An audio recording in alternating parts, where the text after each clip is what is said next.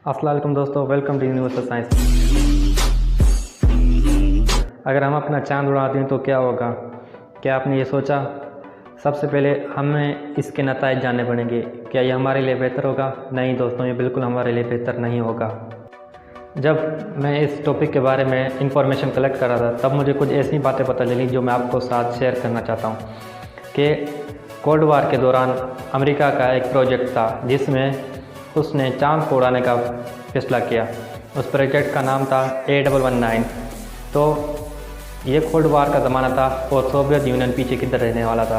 उसने भी अपना प्रोजेक्ट बनाया। उसने देखा, वो देखने चाहते थे कि अगर हम चांद पे एटम बम गिराएंगे तो क्या हमें नतीजे मिलेंगे, उसके क्या फ़ायदे होंगे। पर कुछ ऐसे साइंसदान थे जो होशियार थे और उन्होंने सोचा कि इसके नुकसान होंगे, इसके कोई फ़ायदे नहीं। दोस्तों, मैंने अपनी पिछली वीडियो में आपको बताया है कि सबसे दुनिया का ख़तरनाक बम तो ज़हर बम है, जो एक हाइड्रोजन बम है, वो रशिया के पास है। अगर हमें चांद को उड़ाना है, वैसे 600 बम चाहिए होंगे जो मून को उड़ा दें। चलो हम ये सोचें, हमने एक ऐसा बम बनाया है जो चांद को एक ही बारी में तबाह कर देगा। दोस्तों, हमारे साइंसदानों ने वो बम छोड़ दिया है। अब वो चांद से पहुंचने से पहले कुछ नैनो सेकंड पहले उसमें बमबारी होगी और यूरेनियम कंप्रेस्ड हो जाएगा। उसकी वजह से फ्यूजन चेन रिएक्शन का अमल होगा और वहाँ पे बहुत ही बड़ा धमाका होगा और चांद टुकड़ों में बढ़ जाएगा। दोस्तों, कुछ अहम सवाल आते हैं कि ये जो टुकड़े हैं चांद के, वो क्या हमारी ज़मीन पर गिरेंगे? क्या ये सैटर्न की तरह हमारी रिंग बन के रह जाएंगे? लाखों साल पहले एक एस्टेरॉयड गिरा था ज़मीन पर जिसने डायनासोर की नस्लों को ख़त्म कर दिया और हम होमो सेपियंस वजूद में आए इसके बाद। और वही एस्टेरॉयड था जिसकी वजह से लाखों साल पहले डायनासोर्स हमारी इस दुनिया से चल बसे और गायब हो गए।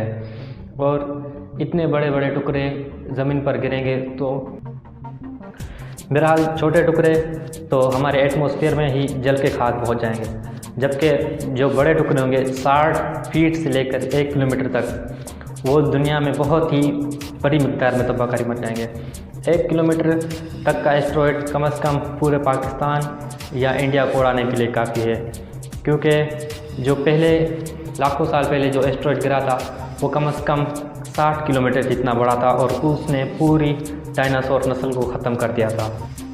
दोस्तों, चाँद अब हमारी उस खला में नहीं रहा जिसको हम रात को देखते थे।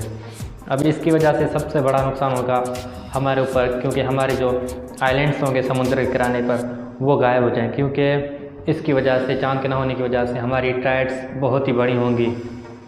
और क्योंकि चाँद अपनी तरफ लहरों को अट्रैक्ट करता है, उसकी वजह से हमारी लहरें उठती हैं।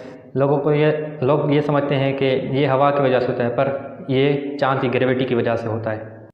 अब चाँद के ना होने से दोस्तों इसकी जगह सूरज पानी को अपनी तरफ अट्रैक्ट करेगा और आप जानते हैं कि सूरज की ग्रेविटी कितनी ताकतवर है।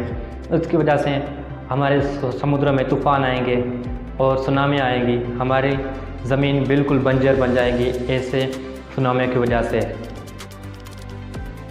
ज़मीन से जो सबसे ज़्यादा चमकदार चीज़ नज़र आती है वो सूरज, और उसके बाद जो दूसरी चीज़ नज़र आती है वो रात के वक्त हमारा चाँद है।